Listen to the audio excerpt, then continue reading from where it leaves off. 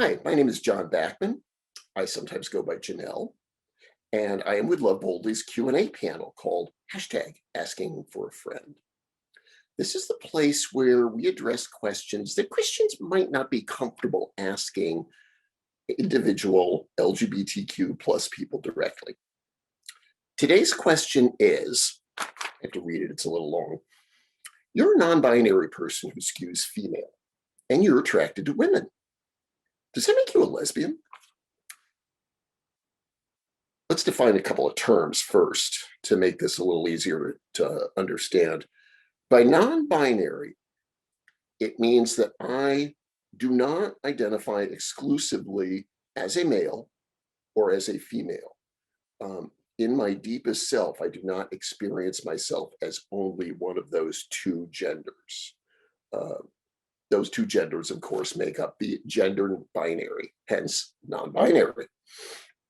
I also am attracted to women, and my wife of 40 years would be happy to tell you that.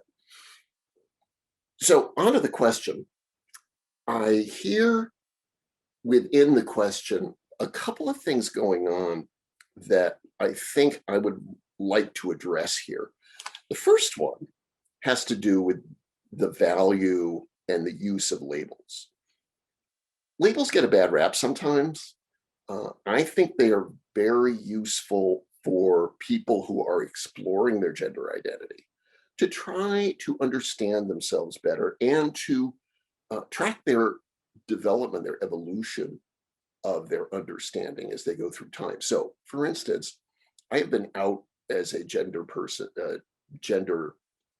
expansive person for 10 years.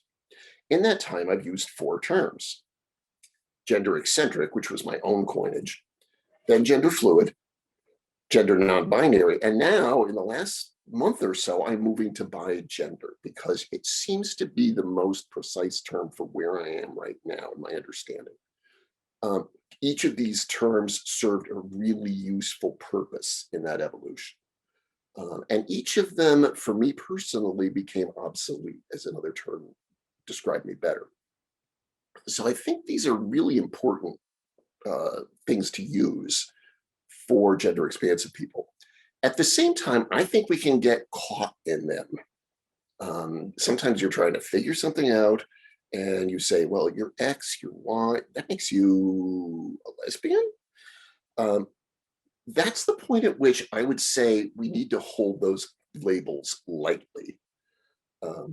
And sometimes it's just better to leave them alone, to understand the other person in ways that transcend labels. So the thing I can say about myself is that I like girls a lot.